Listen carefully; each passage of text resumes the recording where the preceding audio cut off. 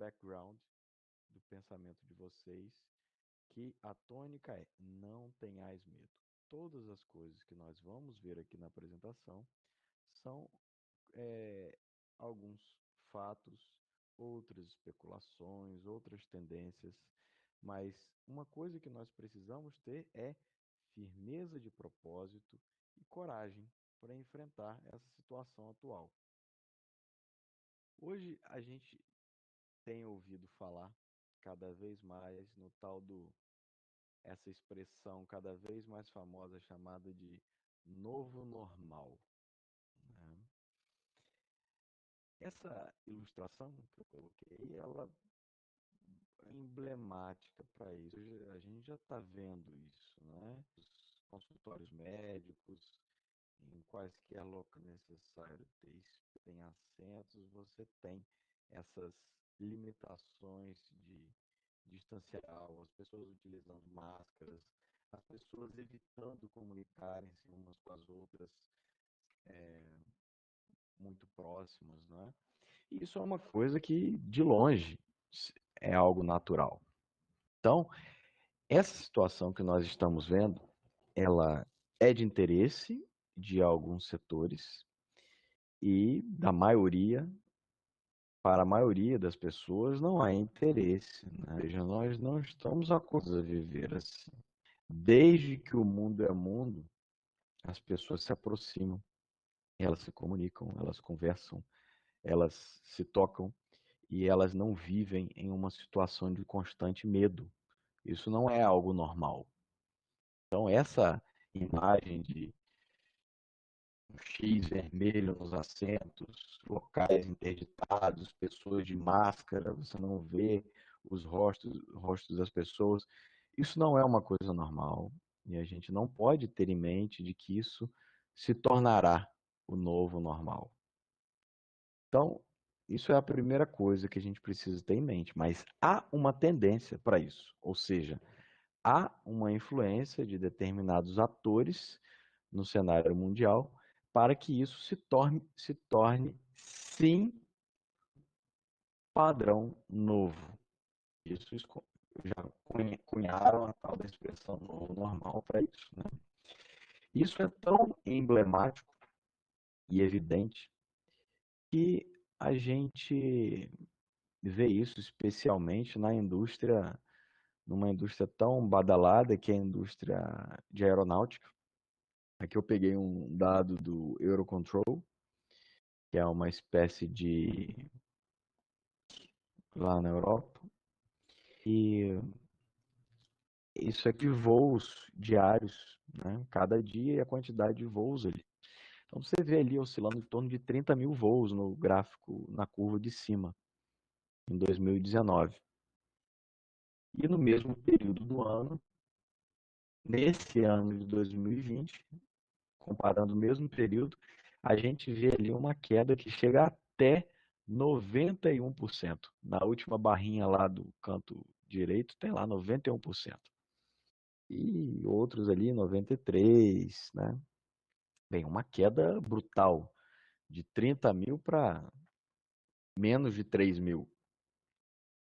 Nessa situação, simplesmente o setor de aeronáutica, que é um setor que puxa muito desenvolvimento tecnológico, puxa diversas cadeias de desenvolvimento de tecnologia, auxilia a execução de diversos negócios, entrega de produtos, etc.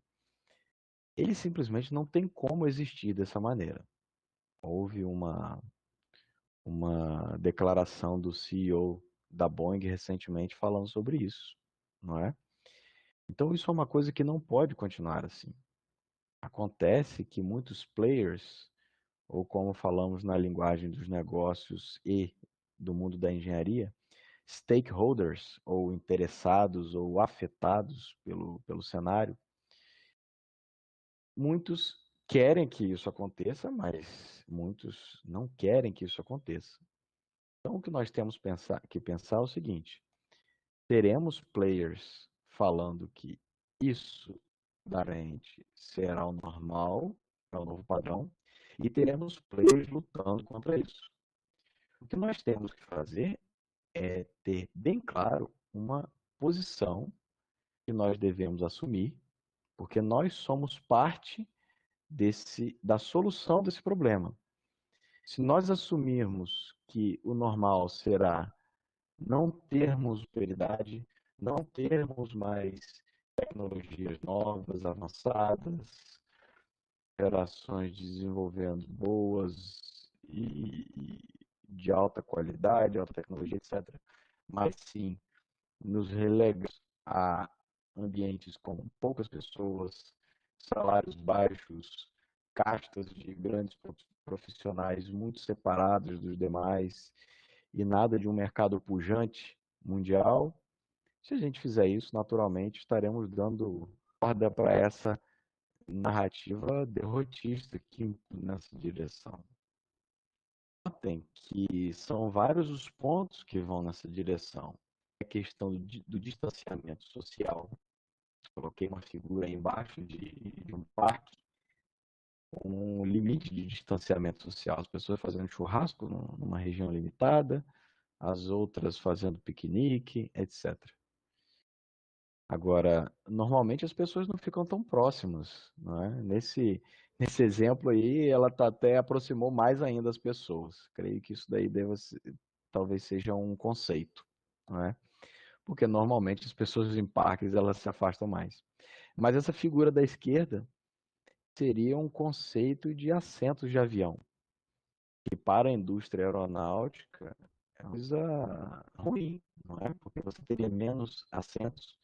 Então, como você consegue financiar os negócios de aeronáutica? Como você consegue ter voos cada vez mais baratos, cada vez mais acessíveis? Isso se torna muito difícil, porque você vai ter menos assentos, você precisa ter mais proteção, você precisa de mais peso, portanto, é menos espaço para carga útil paga. E você fica com necessidade de mais carga útil de equipamento de proteção individual, isolamento, etc. Isso faz com que o nosso conceito de lotado seja alterado. Ou seja, você vai entrar em um local, o local naturalmente suporta mais pessoas, como sempre suportou, e você vai ter aquela, aquele label de lotado. Ou seja, um local que antes era lotado com 1.000 pessoas, hoje estará lotado com 200 pessoas. Então, o conceito de lotado mudar.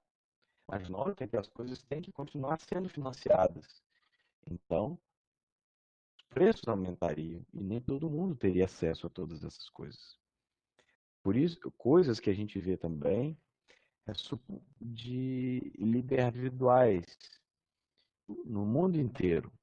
Em países livres, democráticos, isso tem acontecido. As pessoas estão abrindo mão de suas liberdades para terem mais segurança. Ou seja, elas permitem que regulamentações sejam implementadas para que as pessoas utilizem equipamentos de proteção individual, para que a lotação dos lugares seja limitada por um ente externo, para que horários de funcionamento sejam limitados, o comportamento, o regime de lojistas, de empresas, etc., seja limitado.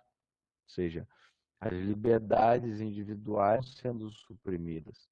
Tecnologia de monitoramento para terceiros monitorarem a vida das pessoas. Um caso emblemático é aquele lá da Coreia do Sul, onde utilizaram as pessoas para estratégias de mitigação de espalhamento, de contaminação. E isso são motivações que são utilizadas para utilizar esse monitoramento e colocá-los em mãos ainda desconhecidas. Isso vem causando problemas psicológicos, acabam ficando com essa situação, envolvem problemas de saúde alheios à própria Covid, né? Você acaba tendo que de recursos que antes eram desnecessários. Ou seja, hoje você tem que ter uma máscara cirúrgica, né? Uma máscara dessa de proteção, você tem que ter uma luva, você tem que ter álcool em gel, etc. Coisas que as pessoas não tinham, não todas as pessoas em todos os momentos tinham que ter isso. Então, isso acaba exigindo muitos recursos que outrora eram desnecessários. Dependência estatal, porque neste momento, como a atividade comercial ela cai e, consequentemente, a industrial é impedida, mas por falta de demanda, em algumas situações até impedida, passa a haver uma dependência estatal. Todo mundo precisa de auxílio do governo, ou seja, pessoas, trabalhadores individuais precisam de auxílio do governo, empresas precisam de auxílio do governo, então a dependência estatal cresce. Lembrando que os governos eles são geridos por pessoas, das quais nós não podemos ter certeza a respeito da índole delas. Permanente estado de alerta, ou seja, o tempo inteiro você tem que estar pronto para um novo surto. Mas já passou o pico, mas agora está tendo um novo pico. Mas passou e quem disse que ia passar? Morreram tantas pessoas, quem disse que não vai morrer mais? Ou seja, um estado de permanente alerta, aflição. É uma guerra de narrativas. Alguns falando que o problema não é assim, outros falando que é muito pior do que é. Governança global, ou seja, Organização Mundial da Saúde, ONU, briga de poderes, países tentando influenciar em meios de atingir soberania de outros países através de governança global, regulamentação excessiva, ou seja, você sentindo que determinados né, sejam realizados questões de regulamentação de saúde, que acabam tendo respaldo da população por causa de todos esses itens anteriores. Tudo isso, gente, é inerente a esse cenário que nós estamos vivendo hoje. Então, aparentemente, agora, isso é uma coisa assim meio... Por isso que eu falei da questão lá do não tenhais medo. Esse cenário é o cenário que nós vemos todos os dias na televisão, várias na internet, falam isso. Mas podemos deixar essas coisas dominarem a nossa vida, porque isso, com certeza, nos leva para um caminho de letargia. E nós precisamos de força. Então, notem que uma das coisas que os alunos de engenharia buscam bastante são os concursos públicos. Coisa, certeza vai reduzir. Os da União, só com Covid-19, foram planejados para 319 bilhões de reais. Notem que a reforma da Previdência, que era um dos maiores gastos do governo, ficou em 800 bilhões em 10 anos. E agora, em poucos meses, nós tivemos isso daí, quase 320 bilhões de reais. Considerando que a ação de impostos reduziu em 30% pelo menos, ou seja, entra menos e sai infinitamente mais. E como se não bastasse, o funcionalismo público é mantido com salário integral. Ou seja, nas empresas, os salários foram reduzidos.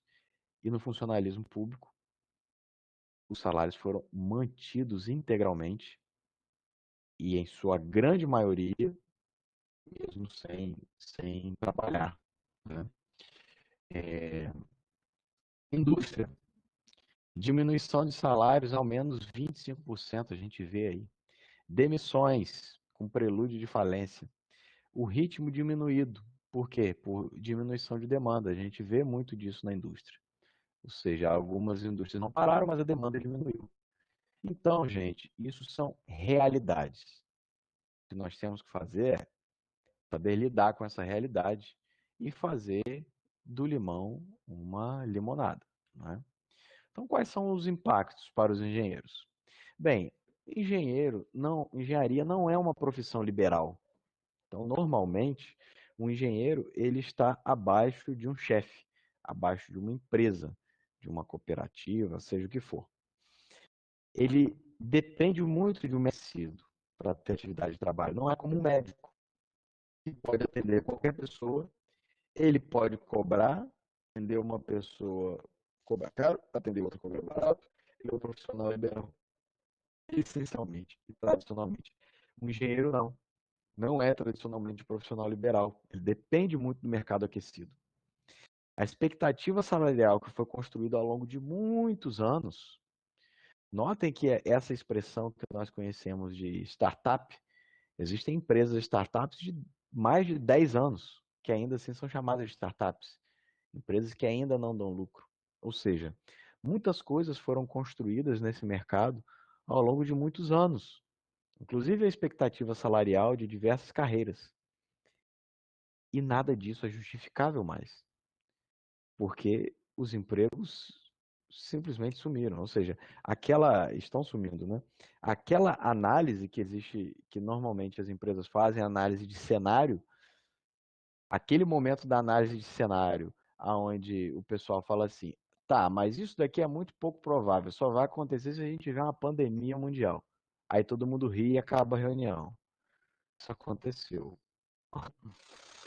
Se é fato ser tão ruim de fato, é outra história. Mas, do ponto de vista dos impactos na indústria, aconteceu. Então, os bons profissionais hoje eles estão disponíveis no mercado a um preço baixo. Então, estamos a um nível de concorrência elevadíssimo. E a inversão de prioridades em determinadas áreas tecnológicas, ou seja, coisas que antes não eram prioritárias passaram a ser, e coisas que eram prioritárias deixaram de ser. Então, imagine, com o preço do petróleo baixo como está, qualquer projeto relativo à economia de combustível em aeronaves, por exemplo, pode ser prejudicado, né? Então, muitas coisas que eram normais, que eram tendências robustas com o tempo, foram quebradas agora, não é? Então, ótimo, esse é o cenário. Agora, fizemos uma análise, toda essa análise aqui é com base em fatos. Então agora vamos ver para onde as mudanças, para onde apontam as mudanças. Vamos listar outros fatos, só que fatos relativos às mudanças, à tendência, ao caminho. Bem, uma coisa que nós vimos: a Alemanha e os Estados Unidos estão cobrando da China financeiramente. A resposta por isso que aconteceu. A Alemanha já fez uma cobrança, já emitiu a nota, ou seja, já fez uma cobrança à China de, se eu não me engano, 130 bilhões de euros. Isso para começar a conversa. Responsabilizou a China diretamente e cobrou deles 130 bilhões de euros. Existem investigações responsabilizando a China na Austrália. Os Estados Unidos também cobraram, já passaram essa fatura. No caso dos Estados Unidos foi 170 bilhões de dólares. A própria Alemanha e os Estados Unidos estão punindo a China no mercado, ou seja, os Estados Unidos puniu empresas chinesas no mercado de ações. A Alemanha impediu a China de comprar empresas alemãs que ficaram desvalorizadas durante, assumindo que eles tinham informação privilegiada ou algo do tipo. Ou seja, Japão começou a retirar a China pagança, ou seja, eles reservaram uma quantia enorme aí, de alguns bilhões, para pagar a mudança das empresas da China. Ou seja, empresas japonesas saiam da China, voltem para cá. Foi esse o recado que o Japão deu. E se você não tiver como fazer a mudança, eu pago. Ou seja, estão jogando alto. A gente tem que olhar para grandes players. As maiores economias do mundo estão mostrando qual é a direção. O Brasil, ele exportou 40 bilhões de reais em soja para a China em abril agora. Ou seja, teve uma alta de 23% comparado com o mesmo período do ano passado. Ou seja, tudo é ruim. Não é? Então, isso são coisas que nós estamos vendo acontecer. Então, com base nestes fatos, o que, que a gente pode afirmar que está acontecendo? Migração dos negócios da China. Bem, notem, a China foi prejudicada, Bolsa de Valores nos Estados Unidos. Compra de ações de empresas e aquisição de empresas na Alemanha. Multas de centenas de bilhões de dólares, e mesmo assim eles têm as necessidades deles, de alimentação, etc.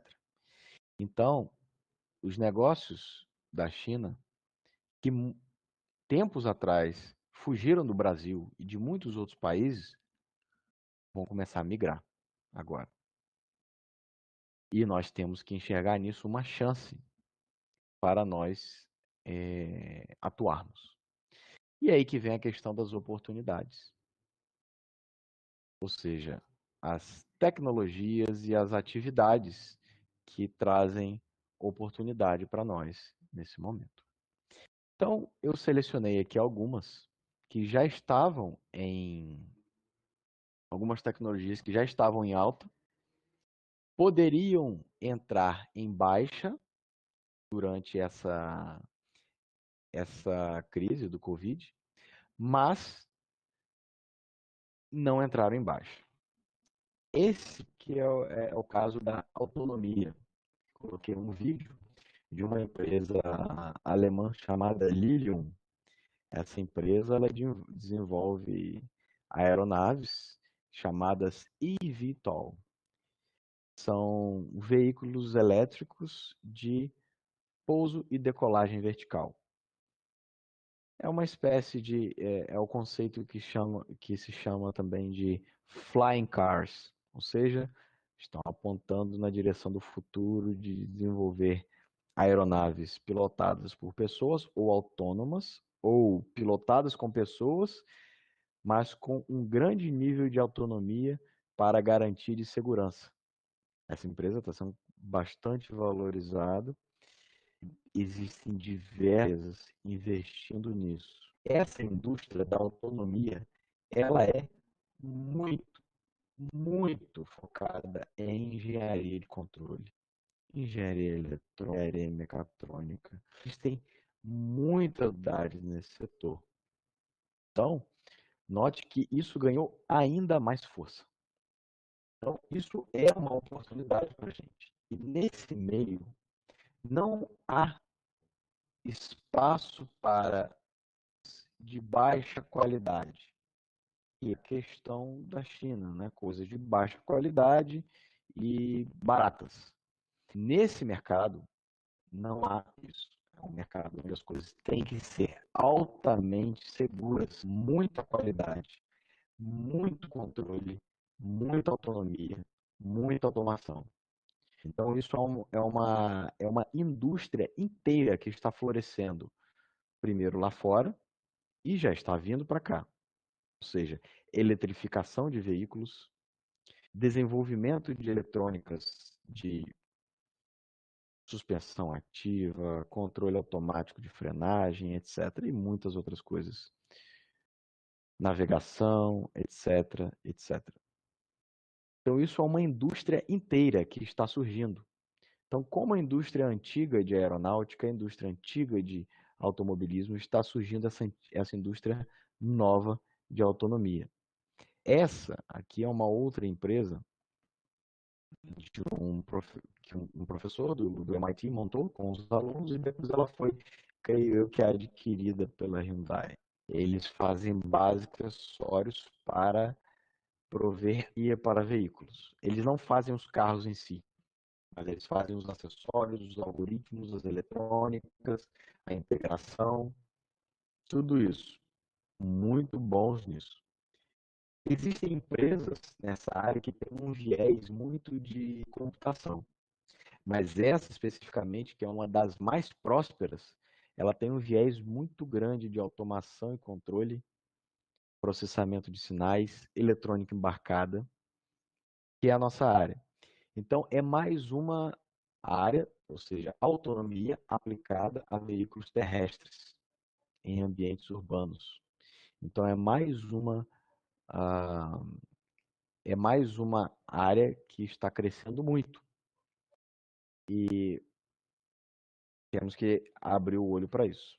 Ou seja, a indústria da autonomia ela vai puxar toda uma indústria de desenvolvimento eletrônico, software embarcado, controle automático, processamento de sinais, especificação de componentes, câmeras, conectores, etc, etc. É uma indústria nova. É toda uma indústria automobilística, aeronáutica, subaquática, com componentes novos, com uma quantidade muito maior de componentes para poder atender requisitos de autonomia, com uma exigência de enorme e logo são necessárias pessoas capacitadas e talentosas para trabalhar com isso, né?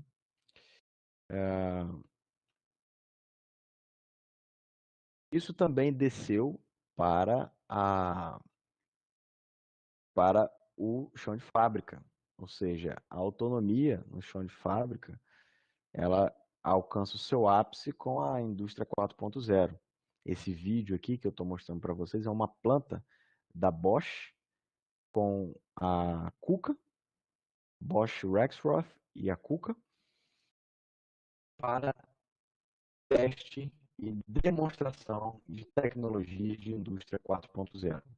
Notem, gente, que isso daqui, diante desse cenário de Covid, etc., isso tem tudo a ver com distanciamento social, segurança, controle de qualidade, tudo isso. Então, é uma tendência que já existia antes. Agora, eu creio que ela é ainda mais acentuada. E é uma grande oportunidade para nós também. Ou seja, a indústria da autonomia, ela é muito maior do que se imagina, porque ela permeia outras indústrias.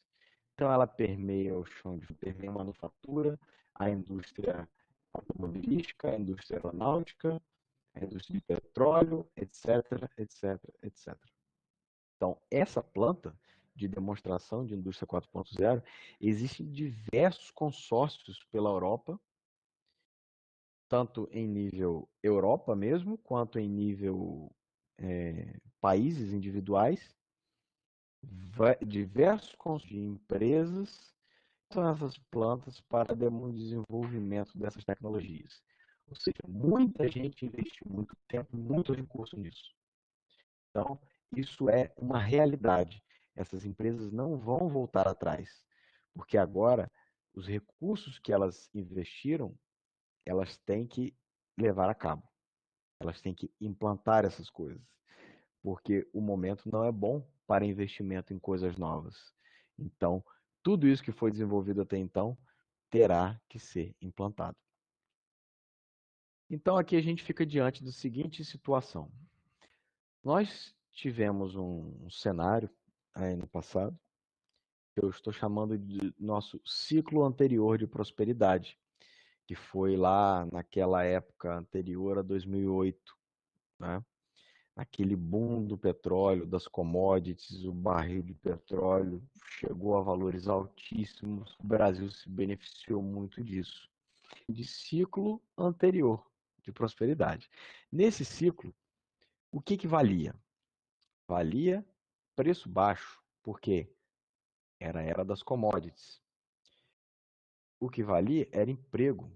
Big businesses, ou seja, grandes empresas empregando muita gente. Ou seja, praticamente, a grosso modo dizendo, bastava ter um diploma. Né? Ou seja, foi uma época onde essas coisas eram valorizadas. Aquela época lá, né, de Pedro Odebrecht, no governo de esquerda no Brasil e nos Estados Unidos, e o fortalecimento de relação com a China. Comprar muita coisa barata da China para poder vender caro, ou seja, não havia essa preocupação tão grande com qualidade, a questão era preço, basicamente retailer, ou seja, comprar enquanto com preço baixinho, ter o máximo possível, sem se preocupar se aquilo vai estragar ou não vai, depois a pessoa compra outro, etc, etc. Isso era fundo lá na questão da mão de obra chinesa. O próximo ciclo é de acordo com o que eu pesquisei nessas empresas de análise de mercado, é um ciclo de qualidade, mais orientado a negócios e especialidade. Ou seja, não basta ter diploma. O importante é saber, porque em momentos de recursos escassos, não interessa se você tem um papel com alguma coisa escrita, o que interessa é se você sabe fazer aquilo. Nós temos necessidades reais. Então, hoje em dia, como onde urgência se tornou bastante evidente no nosso dia a dia, essa, essas especialidades elas estão bastante evidentes, não é? Então, as questões de respiradores, hidroxicloroquina, etc. As pessoas querem saber muito, muito. Elas querem saber se funciona. Então, a sensação de urgência, ela aumentou. E a questão de você pensar mais em negócio ao invés de emprego também cresceu, porque você tem pessoas muito boas dando sopa no mercado e os preços, ou seja, o preço do profissional reduziu. E para que as pessoas tenham emprego, você necessariamente vai ter que reduzir exigências de legislação, etc, etc. Então, o que que essas empresas de análise dizem? Bem, aqui eu peguei um exemplo aqui, eu olhei principalmente relatórios da McKinsey and Company e da Deloitte, isso aqui especificamente eu olhei, peguei lá do site da Deloitte, que é uma gradação dos setores industriais de 1 a 4. Ou seja, 4 quer dizer que se o setor assumiu nota 4, significa que as pessoas do setor esperam, as grandes empresas, as pessoas esperam prosperidade. Se colocou 3, espera nenhum impacto, pouco ou nenhum impacto. Se colocou 2, vai ter impacto. Se colocou 1, o impacto vai ter e vai ser grande.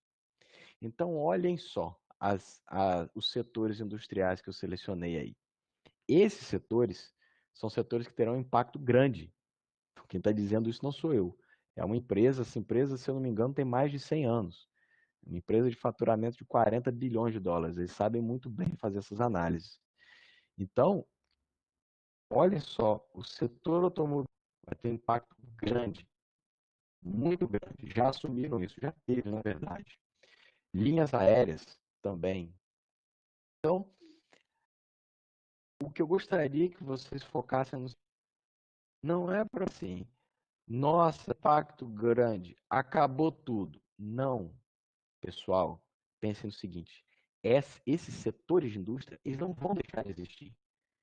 São empresas centenárias, são pessoas muito capazes, conectadas, com networking espetacular, com muitos recursos, muita tecnologia. Eles não vão simplesmente morrer, eles vão se reconfigurar. Então, notem que isso é um indicativo de mudanças. E mudanças alvissareiras, porque são mudanças para que as coisas fiquem boas, porque elas não podem ficar ruins, não é? Porque tem que sobreviver. Olhando para olha lá, o setor de óleo e gás também está nessa. Químicos e materiais também, ou seja, os setores de mais alta tecnologia, até a Aerospace and Defense, né? A aeroespacial e defesa está ali como 2, né? Está bastante impactado, mas não está no máximo. Ou seja, os setores de maior tecnologia estão sendo bastante impactados. Agora, notem ali que a gente tem um setor ali que eu coloquei de verde ali, energias renováveis. Então, painéis solares, wind power, ou seja, fazendas eólicas, estão ali como 3.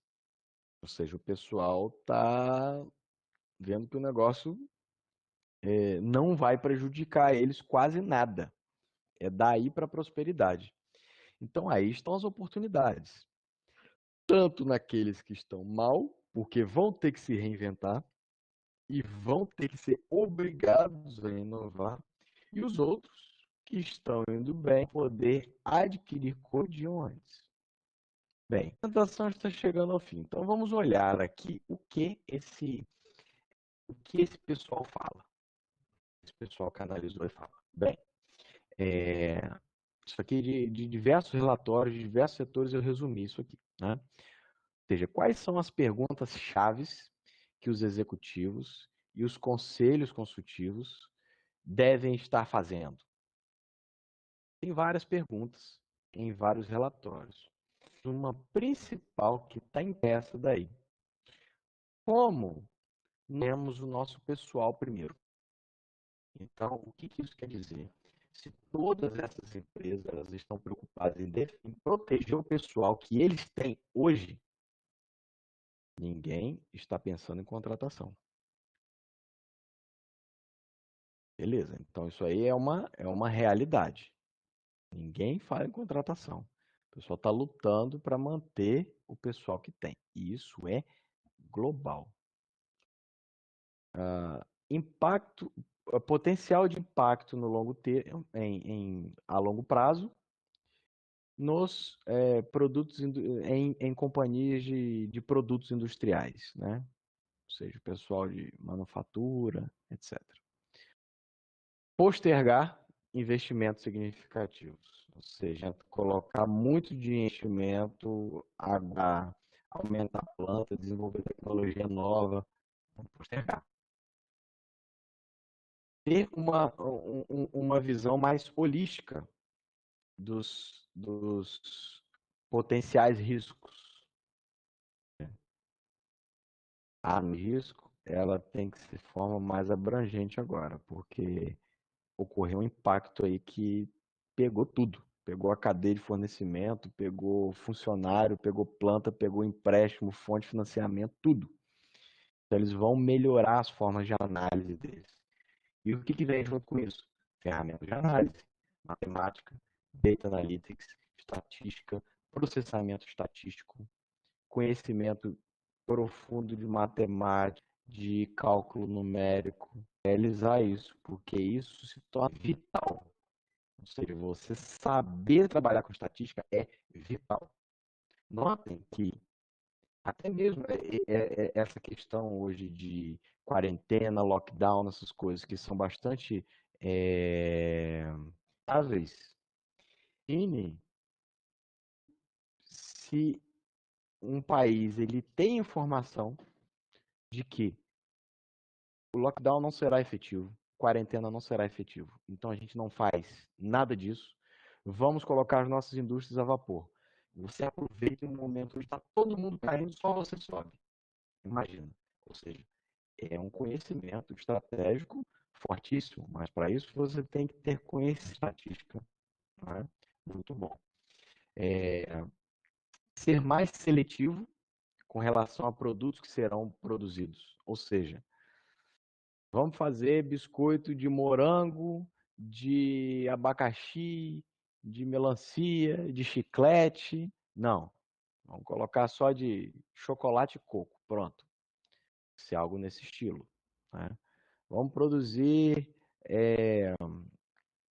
acessório da cor verde, amarelo, azul, dourado, etc. Não, vamos botar só preto e branco. Coisas nesse tipo. Serão mais seletivos com relação ou seja, um conservadorismo maior na indústria é esperado. Perseguir maior verticalização. O que é isso? As empresas querem cada vez mais fazer tudo internamente. Não ficar contratando um monte não depender de uma cadeia de fornecimento complexa. Então, essa verticalização pode, inclusive, passar por parcerias, garantir fornecedores trabalhando próximo com eles. Por quê? Porque verticalização pressupõe você investir numa planta nova, contratar mais gente, mas isso é antagônico. Ou seja, o pessoal não está pensando em contratar mais gente. Né? Então, essa verticalização vai ser diferente. Ou seja, agregar conhecimentos e pessoas de uma forma diferente. Trazer para perto, isso eu vi muito também nesses relatórios também, né? Se aproximar cada vez mais dos suppliers, né? Dos fornecedores. Então, quais são os próximos passos práticos? Né? Manter consumidores próximos ao engajar-se com eles, né? Entendendo as necessidades e provendo incentivo e suporte. Ou seja, se aproximar ainda mais e entender melhor e fazer uma engenharia de requisitos e de discussão das necessidades do cliente ainda melhor. Ou seja, notem, uma especialização crescente em todos os níveis do ciclo de desenvolvimento de produtos e sistemas. Ou seja, entender bem aquilo que o cliente está falando. Eu não vou pegar e vou colocar 300 opções de cores, eu vou estudar isso bem, eu vou usar muito bem as ferramentas, eu vou usar muito conhecimento que eu tenho, que eu não posso jogar recurso fora. Manter e sustentar, essa é fundamental. A força de trabalho crítica de pessoas altamente qualificadas. Olha só, ao mesmo tempo que o pessoal não está pensando em contratar gente nova, está pensando como proteger o pessoal deles, os próximos passos são os seguintes: o pessoal que é muito qualificado, não vou perder eles. Por quê? Eles são altamente necessários nesse cenário. Eu vi pessoas que saibam fazer página matemática, projetar controladores, que saibam projetar eletrônica, que saibam materializar peças mecânicas, que saibam montar veículos, que saibam integrar, testar, entregar coisas funcionando. Então, isso é essencial, porque o erro hoje está sendo cada vez mais severamente punido. Garantir liquidez adequada para a sua companhia, bem como para os seus fornecedores. Ou seja, não dá mais para essa festa das startups. Ou seja, você manter coisa lá 10 anos sem lucrar. Não dá. Você tem que ter coisa que vende. Porque se você tem um problema como esse que a gente está tendo agora, você precisa de dinheiro, você tem que ser capaz de se desfazer desse bem e transformar ele em dinheiro. Liquidez é isso. Não é? Então, para vocês terem uma ideia, uma coisa que tem alta liquidez é ouro. Qualquer momento você pode vender ouro. Sempre vai ter alguém para comprar e ele sempre vai valer muito. Então, basicamente isso. Elas querem aumentar a liquidez das coisas que ela tem. Então, esse é o novo cenário. É um cenário muito mais pé no chão. E esse é o próximo ciclo. E o que a gente tem acontecendo nesse próximo ciclo? A gente não tem mais os governos de esquerda no Brasil e na maior economia do mundo. Ambos são governos de direita. E a gente tem que olhar para isso. Como eles pensam? Como que se pensa dentro desses governos? Qual é a visão de mundo? Qual a visão de horizonte deles? Independente de gostar ou não, temos que olhar para isso, enquanto engenheiros, temos que olhar para isso de um ponto de vista objetivo. E hoje, o que se projeta no cenário é que o grande parceiro será os Estados Unidos, e não mais a China.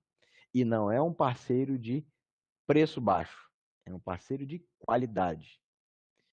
E agora eu vou falar uma questão, uma opinião pessoal minha. Eu acho que se encaixa muito bem com o brasileiro, que tem uma tradição de fazer as coisas bem feitas, esmeradas, e é uma grande oportunidade para nós, porque nós não temos o objetivo de vida de trabalhar muito recebendo salário de fome, ou seja, não queremos ser, não é? Então, o que nós queremos é trabalhar com qualidade, né? Então, esse é o cenário que a gente tem pela frente. Sobre esse cenário que a gente tem que pensar no nosso próximo ciclo de prosperidade. Então, lembre-se, gente, não tenhais medo. Nós precisamos de fazer uma reconstrução. Ou seja, há uma reconstrução a ser feita no nosso país. Nós precisamos de uma geração apta tecnicamente. Vocês precisam ser excelentes engenheiros para fazer tudo isso acontecer. Nós precisamos de uma geração apta mentalmente, ou seja, essa geração não pode ter medo, não pode ser covarde, ela tem que ser audaz, ela tem que se aventurar, ela tem que ser boa, competente, logo é urgente que tenhamos maturidade. Ou seja, chegamos em um ponto onde está nos sendo exigido uma maturidade urgente, que talvez se essas coisas não estivessem acontecendo, não seria necessário, mas hoje elas são necessárias. É urgente ter maturidade mentalmente, tecnicamente, para reconstruirmos o nosso país. Então, pessoal, muito obrigado pela atenção. Agora eu vou passar a palavra ao mediador, o professor Areis. E lembrem-se, a sorte favorece os audazes. Essa frase é de Alexandre Grande, ou seja, temos que arriscar para podermos, né? Ou seja, arrisca primeiro que o resultado vem depois. Muito obrigado, estou à disposição para responder as perguntas.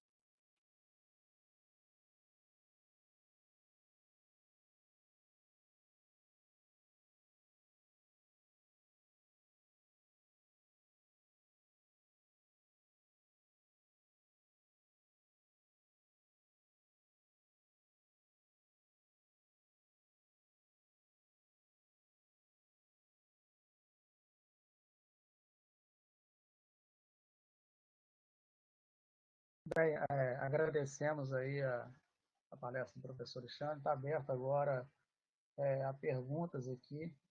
Eu tenho a primeira pergunta aqui, professor Alexandre, realizada pelo professor Flávio Nassur, que é coordenador aqui no IF do curso de Engenharia Mecânica, né? A pergunta do Flávio é a seguinte, Alexandre. Considerando a provável nível de empresas estabelecidas nas como o Brasil poderia se preparar para receber parte dessas empresas e produzir a custos competitivos? É muito bom. Notem que um Alexandre? país. Tá me ouvindo? Alô, tá me ouvindo? Alô, estão me ouvindo? Eu tô. Bem, acho que você não ouviu a pergunta anterior, que acho que meu microfone Eu estava mudo. ouvi a pergunta do Flávio. Isso. Ouvi sim. Vou responder agora. Então, o, eu acho que o, nós notem que o Brasil é um dos poucos países que tem uma dimensão continental, vive em paz, ele tem uma população que fala o mesmo idioma. Se for na Índia não tem isso, na própria China não tem isso, né? E nós temos uma cultura muito mais próxima da cultura dos grandes consumidores do Ocidente, que é a própria China. Então nós temos uma grande capacidade de fazer isso.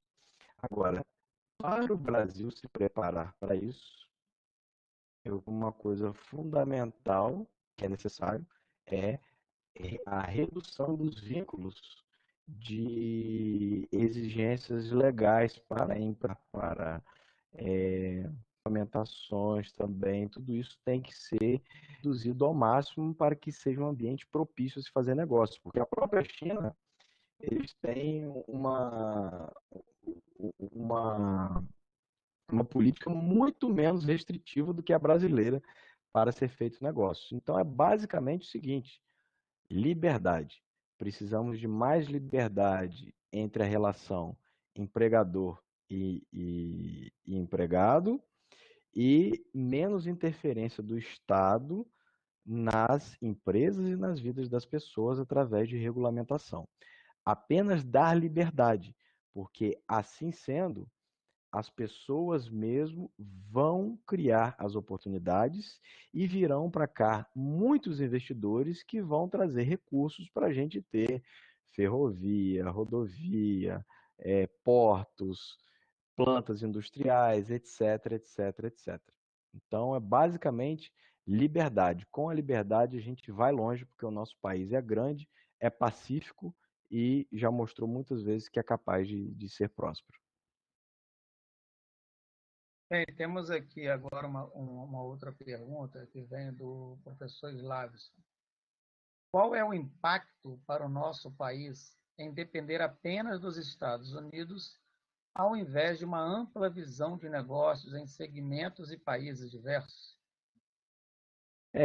O fato de depender apenas dos Estados Unidos realmente é uma coisa péssima. Só que, como eu coloquei aqui na apresentação, eu coloquei símbolos, né, emblemas. Como eu coloquei primeiro um slide mostrando com a bandeirinha da China como sendo o principal parceiro. Então, ele é o principal parceiro, mas a gente não depende só da China, né? O que eu apontei é que no futuro, o que está sendo apontado é que o principal parceiro do Brasil provavelmente será os Estados Unidos. E isso é uma coisa muito boa, porque os Estados Unidos compram bem, eles desenvolvem bem os fornecedores. Já a China, ela não faz isso. Como é uma economia estatal, eles compram em quantidades enormes a um preço muito baixo. Da mesma forma que você compra abaixo deles, eles compram abaixo da gente também. Então, para se ter ideia, dessa maneira a China ela quebrou muitas empresas no Brasil. Eu já conheci um fabricante de equipamentos aqui no Brasil que ele fabricava peças para uma empresa americana que parou de fabricar essas peças aqui porque o preço da peça mecânica já fundida, pintada na China era mais barato do que o material bruto no Brasil. Sendo que essa peça ela era feita com o minério brasileiro. Ou seja, o fabricante brasileiro ele não conseguia comprar o, a matéria-prima tão barato quanto o chinês comprava, porque o chinês comprava uma quantidade muito maior do que um único fabricante aqui no Brasil. Então, isso faz com que a gente tenha mais concorrência, mais liberdade de negociação. Isso é um cenário de abertura, então não é uma dependência dos Estados Unidos. É um cenário onde nós com certeza teremos um principal parceiro. Hoje o principal parceiro é a China, e o cenário que está se apontando é que o principal parceiro seja os Estados Unidos, mas que tenhamos muitos outros e que essa parceria fortaleça a gente para ter muitos outros parceiros e cada vez melhores.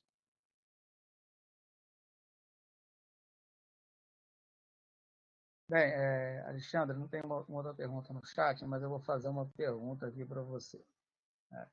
Considerando aí que as instituições de ensino na área de engenharia, elas não têm muita capacidade de atualização dos seus laboratórios, né, para que os alunos tenham uma formação mais atualizada tecnologicamente, né?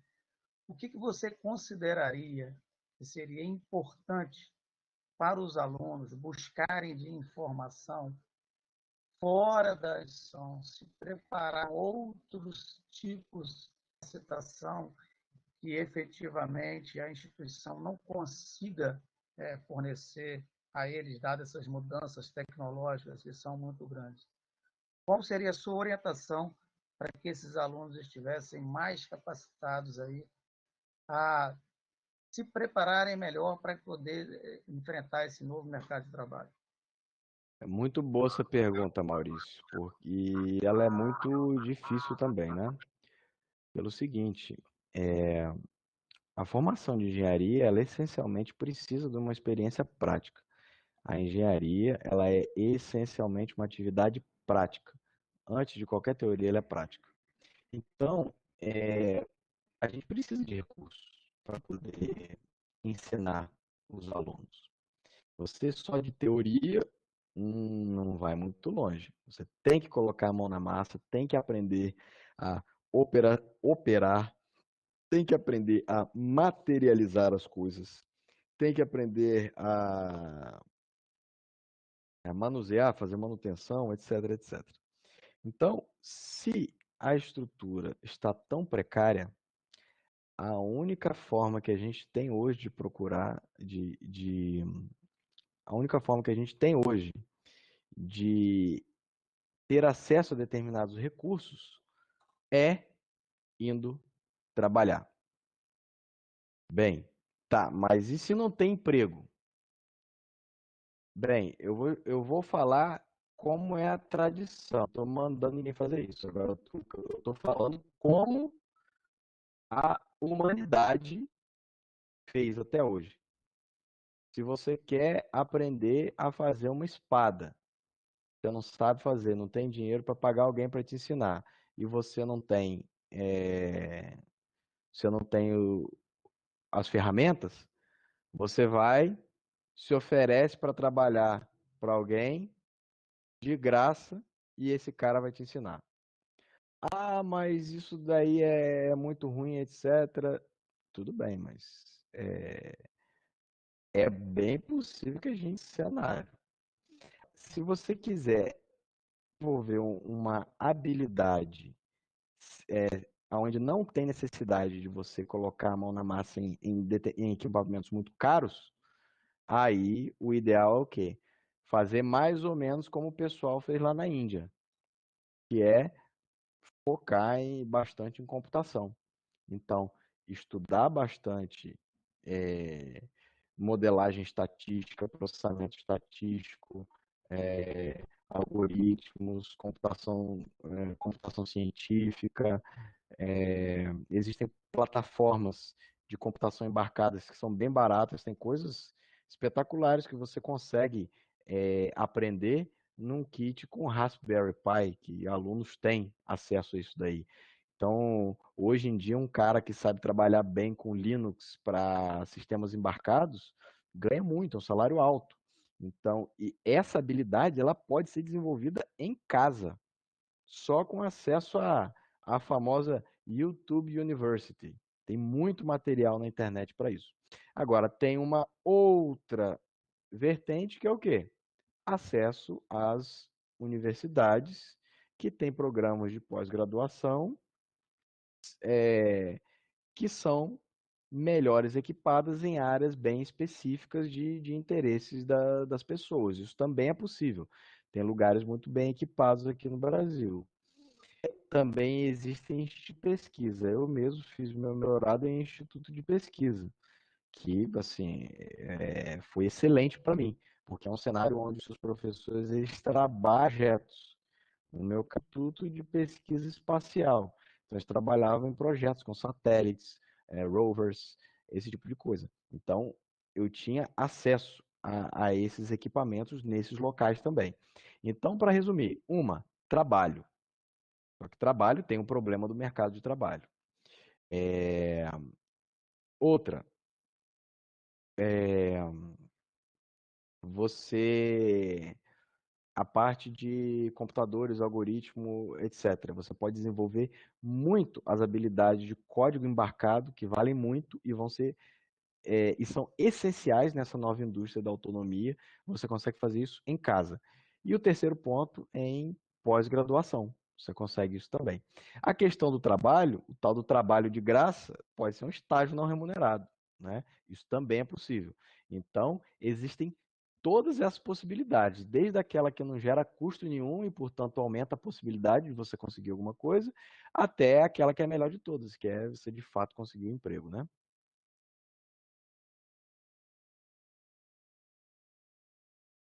Cristiano, grato pela resposta aí. Ver se tem mais alguma outra pergunta aqui. O Nicolas Correia colocou a seguinte questão.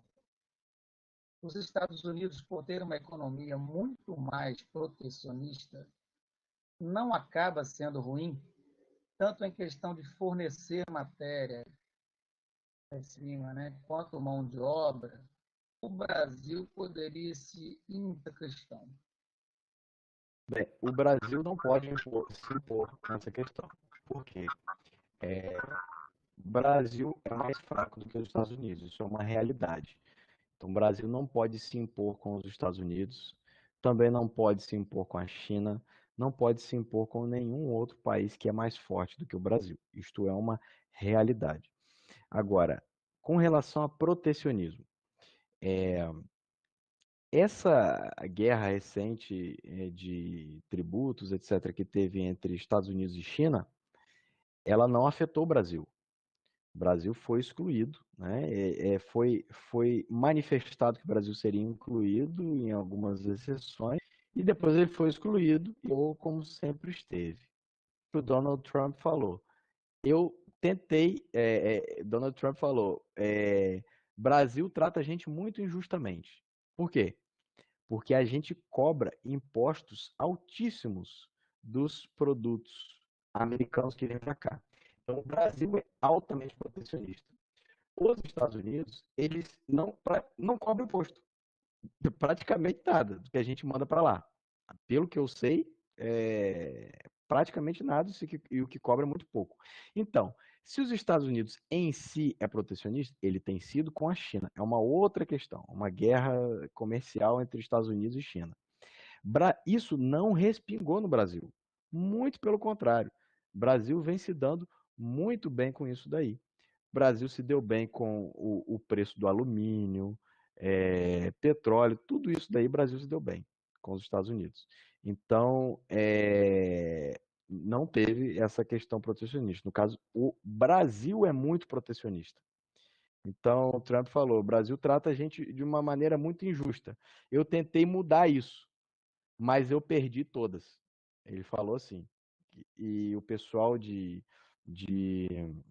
relações exteriores do Brasil, toda vez que os Estados Unidos anunciaram que iam tomar alguma medida que ia prejudicar o Brasil, eles aproveitaram isso como uma oportunidade para chegar na mesa e colocar as coisas na mesa, conseguir negociar e sair vencendo daquilo. Então, esse trabalho de casa foi muito bem feito pelo Brasil. Então, essa questão protecionista dos Estados Unidos com relação à China é outra história. Com relação ao Brasil, isso não se aplicou em momento algum.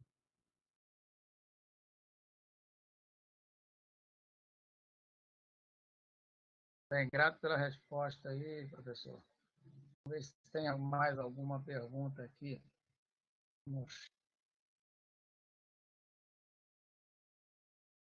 Tem o aluno Vantuil, faz o seguinte: como você essa presença no seu mercado de drones no Brasil em termos de crescimento de marketplaces para entregas de produtos, principalmente da Amazon, que vem crescendo sua atuação em nosso país e os impactos gerados pelo Covid?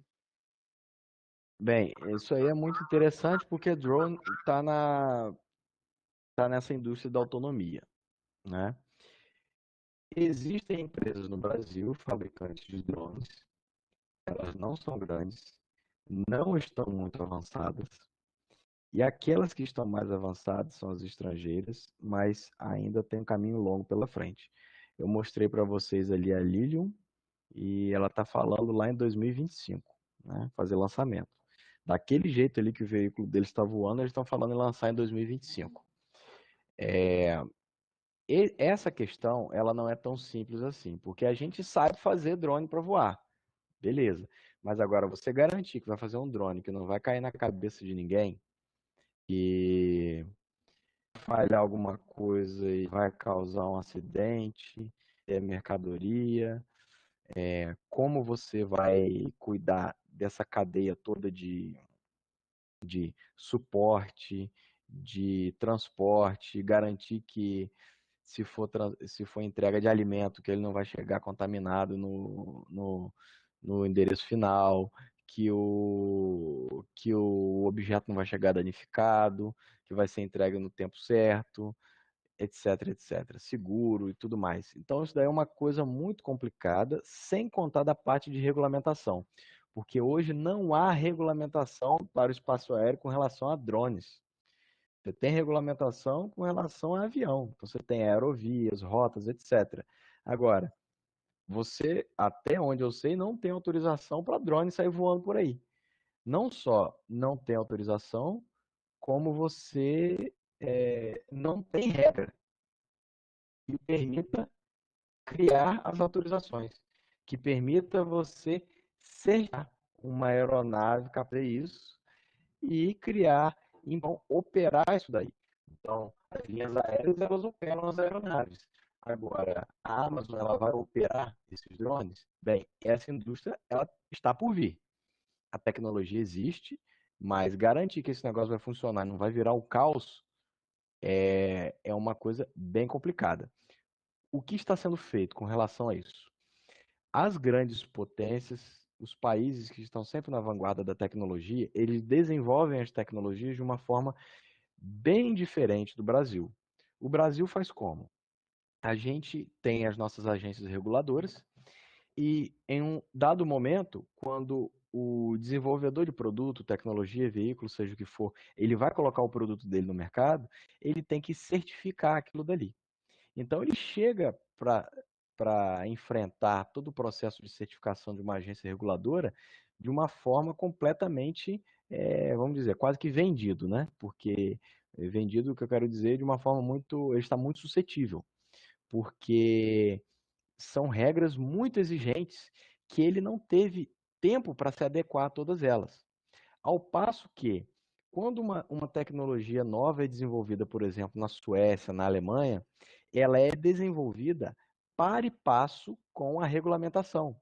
Então, o cara lá do Denatran da Suécia, ele fica dentro da universidade, trocando figurinha com o professor e com os alunos, para quando o cara tiver um drone, tiver um carro autônomo ou algo nesse gênero, a regulamentação lá do Denatran deles lá, eu não sei o nome, já nasça factível com a tecnologia que existe.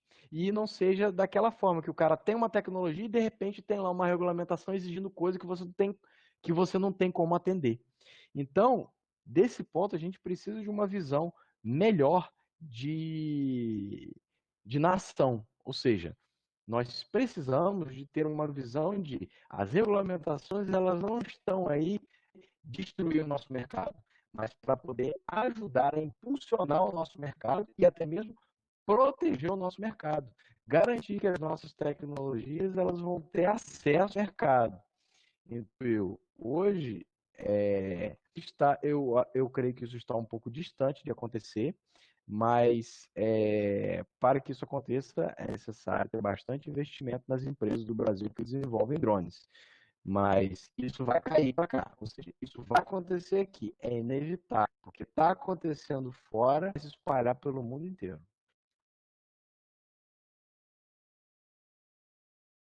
Bem, agradecemos novamente aí o professor Alexandre. Eu acho que não tem aqui mais nenhuma pergunta no chat.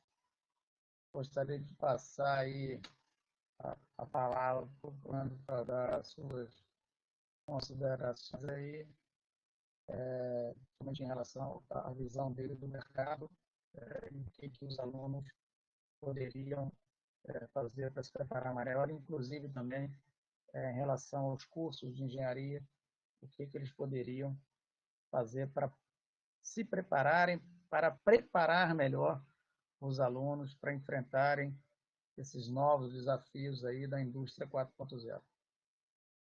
Sim. É, Bem, primeiro, muito obrigado pela oportunidade, pela forma cordial com que o Maurício levou toda a organização aqui. Parabéns, Maurício, pelo seu trabalho aqui. Agradeço as pessoas que prestigiaram, né, vieram aqui assistir. Fico muito feliz que tenha atingido tantas pessoas assim. E essa é uma primeira palestra, né? Eu vou fazer uma segunda e e vamos ver, né? Se haverão outras, creio que sim, né? Mas fazendo o que o Maurício pediu aí, né? Pessoal, o principal é termos coragem diante da situação e pensarmos no seguinte: nós temos que ser excelentes, né? Isso é urgente hoje em dia, sermos excelentes tecnicamente, né? E mentalmente, para poder assumirmos a missão que nós temos hoje, que é basicamente de reconstruir um país. E nos nossos cursos, eu creio que uma coisa importante que nós devemos ter é sobre utilização eficaz do tempo dos nossos alunos. Ou seja, utilizarmos melhor a carga horária dos nossos alunos, de forma que eles possam se dedicar mais ao estudo e menos ao tempo em sala de aula. Ou seja, isso é uma tendência mundial. Você reduzir o tempo em sala de aula e você aumentar o tempo de estudo. Existem várias formas de fazer isso. Uma sugestão minha é essa, a gente olhar, né, para como o curso é estruturado, hoje em dia os cursos são estruturados, e pensar no dia a dia do aluno. Não pensar em quem são os professores e o que eles precisam de dar aula. Mas, assim, deve ser o dia a dia do aluno. O dia inteiro na sala de aula, ou ele tem que se dedicar, estudar, produzir resultados que sejam edificantes para ele e vão transformá-lo numa pessoa virtuosa. Então, a gente refletindo sobre isso, eu creio que a gente consegue ter cursos mais organizados, alunos mais eficientes e mais preparados para esses desafios todos que eu citei aqui nessa apresentação. Ou seja, que eles estejam mais prontos e mais envolvidos com os projetos e sejam mais capazes de os conhecimentos. Isso é uma tendência mundial e eu creio que ela tem sim a sua razão de ser, porque ensino é diferente de educação. Educação, a gente precisa de liberdade e a obrigação de você ter um aluno 100% do tempo dele tomado em sala de aula é uma coisa que acaba atrapalhando a liberdade. Sem liberdade, as pessoas não aprendem. Isso é uma visão que eu tenho. Mas assim, eu estou falando isso de forma descompromissada e honestamente. Essas são apenas as minhas visões e espero que, independente disso, que as coisas vão para frente no nosso curso e nas vidas dos nossos alunos, dos nossos professores, da forma melhor e mais abençoada possível. Muito obrigado, pessoal. Um bom dia e uma noite, né? E até a próxima. Ok, agradecemos a todos aí pela presença nessa palestra e a coordenação do curso de Engenharia de Controle e Automação do Instituto Federal Fluminense. Desejo uma boa noite a todos e agradeço mais uma vez ao professor Alexandre pela belíssima palestra proferida a todos.